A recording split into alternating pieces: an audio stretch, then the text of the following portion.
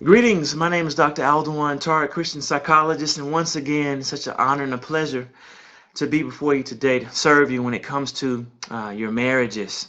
This is going to be a 15 minutes or less refresher course on how to make marriage work, because I want to make sure that you actually have the application. So after you saw this presentation, you're actually doing these things in your very own marriages so you can teach it to others. All right?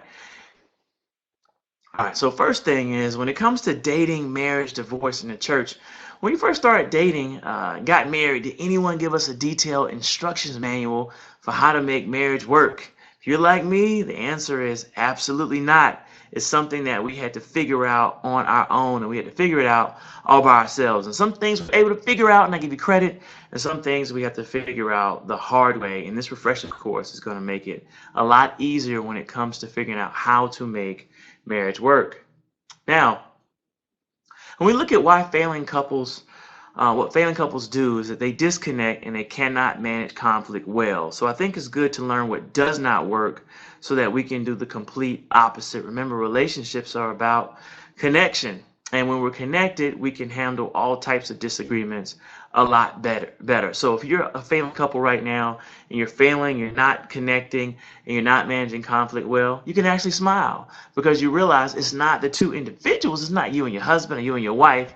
It's just the fact that you're not doing marriage the way it's supposed to be done for it to work. And that includes anyone. Now, the complete opposite is what great couples do well. Remember, they connect, they talk intimately, they date, they have connection rituals that makes the relationship alive. It makes marriage a verb versus a noun. And then they're able to resolve conflict well. It is a myth that married couples don't have conflict. They do. Matter of fact, they have a lot of habitual conflicts, like whether to have another child, or how much money to save, or where to live, or what to do with the grandparents or parents when they get older. There are a lot of things you'll disagree on. However, couples that are connected can resolve the conflicts really, really, really well. All right, so let's go back to what you know, because as pastors and ministers, you know how to build healthy disciples. Rick Warren, author of The Purpose-Driven Life, grew Saddleback Church into one of the largest churches in the nation by structuring all members to develop Christian habits by requiring the following. Number one, daily prayer time. Number two, tithing 10%. And number three, being involved in small group discipleship. So what Rick Warren figured out was that if I can structure my members to have Christian structure, and then they can pick up the Christian habits that allow them to stay strong and connect in their faith. And so when we start looking at discipleship habits, I want to relate that to building healthy relationships. So Dr. John and Julie Gottman, who are considered the premier experts when it comes to relationships, have discovered that there are critical habits that couples must have in order to survive as well. Number one, daily and weekly connection rituals. So that means that when you come home, you're connecting, and then you have a weekly date night or activity time. Two, the ability to resolve conflict quickly and easily. So when differences of opinion come up or stress comes up, you know how to resolve it without chopping each other's head off. And then number three, you're able to be life coaches for your partner. You're able to sit down and talk about one another's dreams so that you can help one another. Two is better than one. So Dr. Gottman created this sound relationship house that shows how to build a relationship from the bottom up. So no matter where you are in your relationship, if you just drop down a level and do what it says, then you can build a strong relationship. Just like Rick Warren was talking about the discipleship habits. He knew that if he can get his members connected to daily prayer time and getting in their word, tithing 10%, and going to small group fellowship where they are becoming disciples, he knew that the church would grow because Christians are growing and they would tell their friends. So here's the same thing when it comes to relationships. Number one is building love maps, sharing fondness and admiration is the next level. Turning towards instead of away. I'll explain all of these. Having a positive perspective on your relationship, managing conflict, making life dreams come true, and creating shared meaning. When we do those things, we'll have a sound relationship house too. So know that marriages are going to go through ups and downs, but we can fix them depending on where we are on this chart. And that's why I'm so excited to give you this information. So when we start talking about building love maps, What that means is that you know one another's world. That means that the love mapping cards that you got, you're actually doing them for 15 to 30 minutes a day. The practical advice I want you to take from love mapping is that your relationship should exist every day for at least 15 to 30 minutes, to where you sit down and talk with one another about your hopes, about your dreams, about the things that are important to you on a regular basis, places you'd like to travel, things that you'd like to do, opportunities you'd like to have. This is what you did when you first started courting. This is what you've done when your relationship was really feeling good. And this is what you're going to get in the habit of doing again. So what I recommend is, pull out your phone and schedule it in your phone a consistent time every day to where it can just be the two of you connecting and growing your friendship. Now, the second level is sharing fondness and admiration. This is where you verbally open your mouths and you celebrate your partner verbally, meaning that you give them at least 3 appreciations a day and verbalize what you like about them in the last 24 hours. Now you're saying, why do I have to do that? My wife knows I love her. My husband knows I love him. Yeah, but we need to hear it according to the research. This is what you did when you first started dating. You said, man, I like your drive. I like your tenacity. You're so intelligent.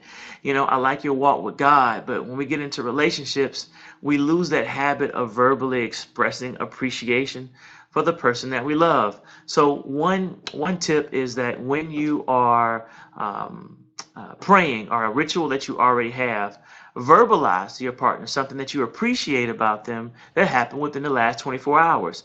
You'll find yourself that the more you do that, the easier the compliments, the easier the verbal appreciation will come, because a lot of times we can get out of habit with doing that. The third level is turning towards versus away. And this is where, when you come home, you turn towards your partner versus away. And so that means that the model is small things often. So remember, we talked about the 6-second kiss. So when you come home, you immediately turn towards your husband or wife after, of course, you get a mint if you've had a long day at work, and kiss your spouse for 6 seconds. And that 6 seconds is enough to release the cuddling hormone. In men, it's vasopressin, and women, it's oxytocin, that makes you feel connected and bonded. And the research suggests that you should do that upon arrivals and departures. Another thing you want to do is you want to turn towards one another in conversation. This is the proverbial, honey, how was your day? What happened today? This is different from love mapping, because that's going to happen at a scheduled time later on in the day. But turning towards is a quick, simple conversation to where you turn towards what your partner's dreams are. So they want you to go out to dinner, or they want you to try something new. Because you love them, you turn towards them versus away. Now, the fourth level is called a positive perspective. And the cool thing about this is that it happens as a result of having the first 3 layers of the sound relationship house. So you have love mapping, which is intimate conversations that are scheduled on a daily basis. You have ritualized gratitude, where you're expressing to your husband or wife what you appreciate about them in the last 24 hours to build up that ego and build up those positive vibes in a relationship. And then you're turning towards one another, which basically means you're meeting your partner's attention needs. When you do those things, a positive perspective occurs. And what we know about the research is that it's a 5-to-1 ratio to feel good about your relationship. For every negative, it has to be balanced out with 5 positive times. And what we know about couples that don't feel good, they have a negative perspective, they're close to a 1-to-1 ratio, where for every good conversation, there's a bad conversation. Your relationship simply can't handle that. So make sure that you're doing the love mapping, the gratitude, and turning towards, so you can get that 5-to-1 ratio in your favor. All right, and then number 5, managing conflict. And this comes as a direct outcome to having a positive perspective. The reality is that when we like our husband or our wife, we're able to manage conflict a lot better. So let me tell you and remind you of the 4 things to avoid: criticism, defensiveness, contempt, and stonewalling. I know we may have developed a style of doing that, but it simply does not work in relationships. And here's why. We don't like criticism and defensiveness, contempt, and stonewalling. And stonewalling is where you build up a stone wall between you and your husband or wife emotionally. What happens is the first couple of times it won't hurt, but years upon doing that, you're starting to decay your relationship to where it just doesn't feel good. And you can't even get involved in even a few minutes of conflict without shutting down or blowing up because it's just too much to manage. So make sure you replace criticism with complaining without blaming. State the need. Defensiveness, take responsibility for the fact that you're not perfect. Build a culture of appreciation versus having contempt for your husband or wife. And soothe yourself physiologically. Calm down so that you don't emotionally disconnect from the one that you're in a relationship with. One more bonus slide I didn't tell you about when we met. Managing conflict. The goal of conflict management is not to focus on winning. You cannot win against yourself. And remember, you are one. Emotional flooding. Take a break when you get upset to avoid really bad arguments. If you just do that alone, I think that you'll find the conflict in your marriage will go down. If you can say, when I'm getting there, I need to take a break, and we'll come back to this later. A lot of the damage is done after you emotionally flood. This is when your heart beats above 100 beats a minute and you're just incapable of managing conflict because you interrupt or you get hostile or aggressive or sarcastic or shut down. So make sure that you don't emotionally flood.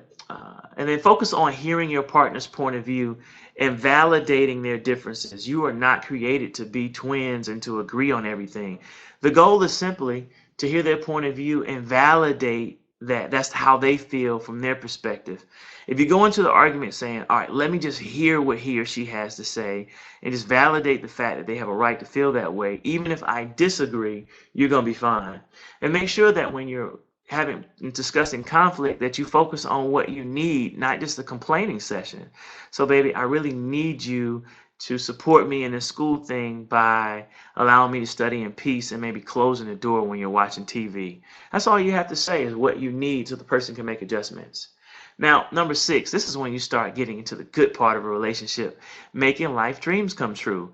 This is where during that love mapping time, you start talking about your life dreams, things that you want to make happen, how you can help your husband or wife become CEO, how you can help your husband or wife grow their ministry or step away from their ministry or turn it over so they can do some things that they enjoy.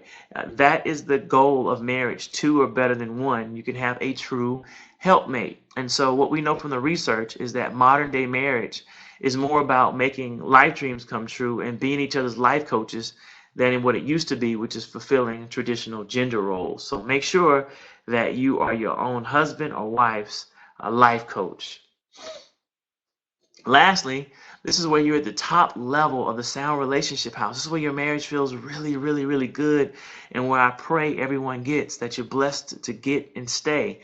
And this is where you've created a shared meaning. This is where you realize, man, you know what? We're able to pool our money and we're able to vacation, and it means a lot to both of us. Or we're able to both be marriage mentors or to be the head of the church, and our shared meaning is blessing so many thousands, maybe even millions of people, and we're just happy that we have one another to life coach each other to where we can create a shared meaning. All right, this is why God created you and gave you a helper. All right. So as we close, I want to make sure that you're looking at those resources I gave you. Number 1, the 7 principles for making marriage work. 63% of couples say just reading that book alone improve their marriage. Make sure that you're reading it and making a commitment to get a PhD in making your marriage work. And then how to improve your marriage without talking about it. That talks about a number of cool things like the male gender differences and being able to express emotion, gender differences when it comes to communication, sex drive differences when it comes to libido. It's different for men and women. A quick little nugget is that men's drive tends to drop around 25, 30, especially at 40, while women's tend to spike. So for the first time, you have a libido indifference, and you have to talk about how to work through that. And then number 3, what makes love last, how to build trust and avoid betrayal, talks about how to repair from infidelity and how to avoid infidelity.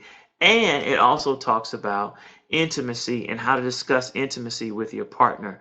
What we know from the research is that our intimacy needs change every 90 days.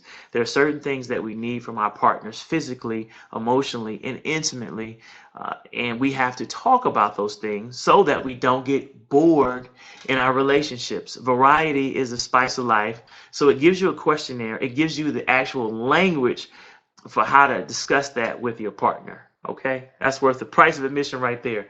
So I'm Dr. Alduan Tartt, Christian psychologist, empowering singles, couples, and families, bringing psychology to the church and getting practical application on just how to make marriage work in this case. So I'd be glad to come out and speak to your churches and organizations. As you can tell, this is a passion of mine, and I love to serve. So if you have any questions, there's my email, phone number, and website. If you want referrals, counseling, or you want some more trainer lessons, you want to get deeper into this thing, or you have some questions, please send it my way. It has been a pleasure and an honor to serve you, and I am just elated that I'm able to show the church what Christ intended for it. All right, my name is Dr. Tartt. Take care, and God bless.